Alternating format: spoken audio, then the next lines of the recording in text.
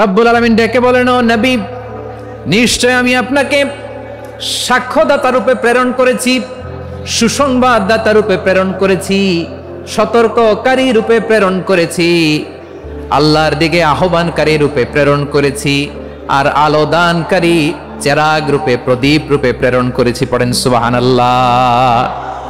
5টা বৈশিষ্ট্য। 1 নম্বরে আল্লাহ তাআলা বলেন, হে নবী, নিশ্চয় আমি আপনাকে সাক্ষ্যদাতা হিসেবে প্রেরণ করেছি। সাক্ষ্যদাতা, বিষ্ণু ইসা ইসলাম সাক্ষ্য দিবেন, এজন্য শাহিদ। শাহিদ মানে সাক্ষ্যদাতা। আওয়াজ করে বলুন, শাহিদ মানে কি? তিনি সাক্ষ্য দিবেন। মুবাশশির, 2 নম্বর বৈশিষ্ট্য হচ্ছে তিনি মুবাশশির। মুবাশশিরুম বিরাহমাতিল্লাহি ওয়া বিল জান্নাহ, তিনি আল্লাহর রহমতের সুসংবাদ দেন, তিনি আল্লাহর জান্নাতের সুসংবাদ দেন। সুবহানাল্লাহ পড়ায়। 3 নম্বর বৈশিষ্ট্য হচ্ছে নাযীর, তিনি সতর্ককারী, ওয়ার্নার, তিনি সাবধান করতে এসেছেন, রিমাইন্ডার দিতে এসেছেন যে আল্লাহর পথে যদি না চলো, শিরকি কাজ যদি না থামাও, তাহলে এমন আযাব আসবে আল্লাহর পাকড়াও থেকে তুমি বাঁচতে পারবে না। তিনি নাযীর। বিষ্ণু ইসা ইসলামের 4 নম্বর বৈশিষ্ট্য হচ্ছে দাঈয়ান ইলাল্লাহ, তিনি আল্লাহর দিকে আহ্বানকারী। এই যে আমরা আমাদেরকে পরিচয় দেই যে আমরা দাঈ, বলি না? বলি যে উনি হচ্ছেন একজন দাঈ ইলাল্লাহ। বহুবচনে আমরা বলি আদ-দুআত ইলাল্লাহ। এটা কোরআনের এই আয়াত থেকে এসেছে। সুবহানাল্লাহ পড়েন। ওয়া দাঈয়ান ইলাল্লাহি বিইذনিহি, আল্লাহর আদেশে বিষ্ণু ইসা ইসলাম আল্লাহর দিকে মানুষকে ডাকেন। এবং বিষ্ণু ইসা ইসলামের 5 নম্বর বৈশিষ্ট্য হচ্ছে সিরাজাম মুনীরা, আলোদানকারী প্রদীপ, আলোকদীপ্ত প্রদীপ, যে আলো দিয়ে তিনি গোটা বিশ্বকে আলোকিত করেছেন। আওয়াজ করে পড়েন আল্লাহু আকবার। তাহলে মোট 5টি বৈশিষ্ট্য নিয়ে আমরা কথা বলবো বিশ্বনবীর। আওয়াজ করে বলুন কয়টি? 1 নম্বরে হচ্ছে শাহিদ, বিশ্বনবী সাক্ষী দিবেন। কি দিবেন? He will be witness for all prophets and for us, তিনি নবীদের উপরও সাক্ষী দিবেন, আবার উম্মতের উপরও সাক্ষী দিবেন। সুবহানাল্লাহ পড়েন। কিয়ামতের দিন আল্লাহ তাআলা প্রত্যেক নবীকে জিজ্ঞেস করবেন যে তুমি কি তোমার উম্মতের কাছে আমি যা যা পৌঁছাতে বলেছিলাম পৌঁছিয়েছো? নবীরা বলবে আল্লাহ আমি পৌঁছিয়েছি। নবীদের কথা ঠিক কিনা, সত্য কিনা, এর সপক্ষে তখন বিশ্বনবী সাক্ষী দিবেন। সুবহানাল্লাহ পড়েন।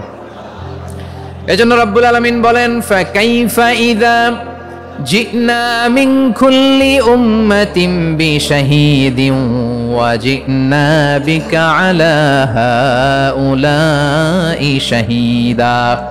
তখন কেমন হবে যখন প্রতিটি উম্মত থেকে আমি একজনকে সাক্ষ্য হিসেবে বের করে আনবো, আর তাদের উপরে নবী আমি আপনাকে সাক্ষ্য বানাবো। পড়েন সুবহানাল্লাহ। আল্লাহ দ্বিতীয় তীরে নড়াচড়া নাই, কিন্তু শরীর থেকে রক্ত পড়তেছিল। তৃতীয় তীর মারার পরে দুর্বল হয়ে পড়লেন, দ্রুত নামাজ শেষ করলেন এবং পাশের সাহাবাকে জাগাইলেন। ওই সাহাবা এই দৃশ্য দেখে বললেন, আপনি কেন প্রথমবার আমাকে জাগাইলেন না? আনসারী সাহাবী বলে, শুনুন, আমি যখন নামাজে দাঁড়াইছি, নামাজের এত মজা ছিল যে ওই মজার কাছে আমার এই কষ্টগুলো কিছুই মনে হয় নাই। এরকম যদি 100 তীরও আসতো, আমার নামাজের মজা দূর করতে পারতো না। কেমন নামাজ ছিল তাদের! কিন্তু আমি দুর্বল হয়ে পড়েছি বিদায় দ্রুত নামাজ শেষ করে ফেলেছি। কিন্তু নামাজের মজা বড় মজা। এই জন্য সন্তানকে উপদেশ দিলেন, ইয়া বুনাইয়া আকিমিস সালাহ, হে বৎস তুমি নামাজ আদায় করো। 4 নম্বর উপদেশ হলো ওয়া'মুর বিল মারুফি ওয়ানহা আনিল মুনকার। ও বৎস, চলার ক্ষেত্রে তুমি সর্বদা হক কথা বলবা, যেখানে অন্যায় দেখবা সেই জায়গায় অন্যায় থেকে বাধা দিবা। ওয়া'মুর বিল মারুফ, সৎ কাজের আদেশ করবা।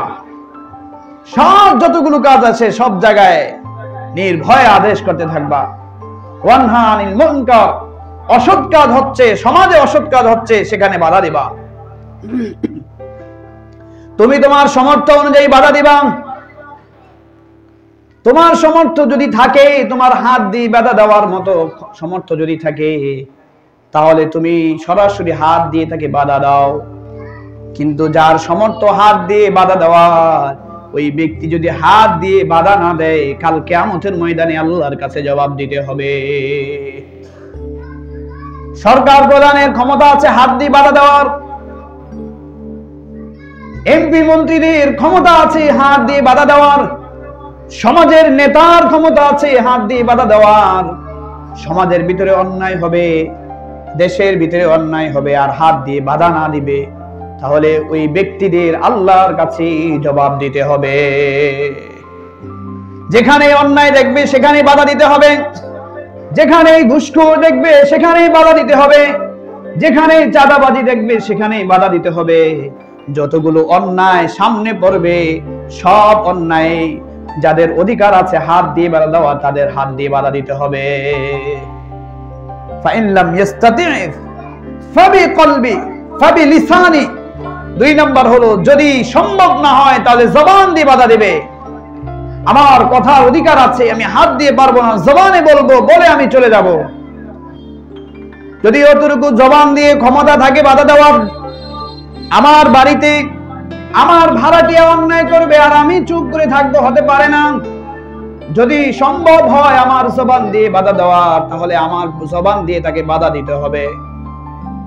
আর যদি আমার জবানেও বাধা দেওয়ার শক্তি না থাকে, এখানে আমি মেহমান এসেছি, বিদেশি এসেছি, যে জায়গায় অন্যায় হইতেছে দেখতেছি বাধা দেওয়ার মতো শক্তি নাই, ফাবিকলবিহি, তাহলে আল্লাহর রাসূল বলেন তুমি তোমার অন্তর দিয়ে ওই ব্যক্তিকে ঘৃণা করো। এই জন্যই বলছেন ওয়া'মুর বিল মারুফ, সৎ কাজের আদেশ করো, তোমার ক্ষমতা অনুযায়ী তুমি আদেশ করবা। ওয়ানহা আনিল মুনকার, অসৎ কাজ থেকে তুমি বাধা দিবা, তোমার ক্ষমতা অনুযায়ী তুমি বাধা দিতে থাকবা। ভাইরা আমার, এই ছিল 4th নাম্বার উপদেশ, ওয়া'মুর বিল মারুফ ওয়ানহা আনিল মুনকার। এরপরে 5ম নাম্বার উপদেশ দেন ওয়াসবির আলা মা আসাবাক। এগুলো করতে গিয়ে যদি কোনো বিপদ আসে, যদি কোনো মুসিবত আসে, ওই বিপদ মুসিবতের ভিতরে তুমি সবর করো। কারণ গেছে গা ভাই,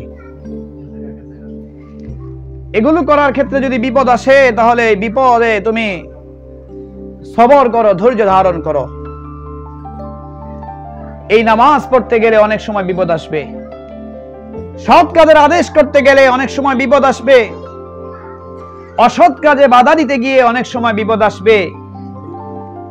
এই বিপদ আসার পরে তোমাদের উচিত হলো সবর করা, ধৈর্য ধারণ করা। ভাই আমরা মনোযোগ দেই। তাহলে হযরত লুকমান হাকিম যে উপদেশ দিয়েছেন সেটা হলো ওয়াসবির আলা মা আসাবাক। তুমি বিপদে তুমি সর্ব অবস্থায় যেখানেই বিপদ আসবে সেখানেই তুমি সবর করো। সূরা বাকারার এক আয়াত আল্লাহ তাআলা বলেন ইন্নাল্লাহা মা'আস সাবিরিন। সূরা বাকারার এক আয়াতে আল্লাহ তাআলা বলেন নিশ্চয়ই আল্লাহ তাআলা ধৈর্যশীলদের সাথে আছেন। স্যার মাইকটা বন্ধ করে দেন, মাইকের সুইচটা, মানে মাইকের সুইচ উপরের মাইকের, এটা না, হ্যাঁ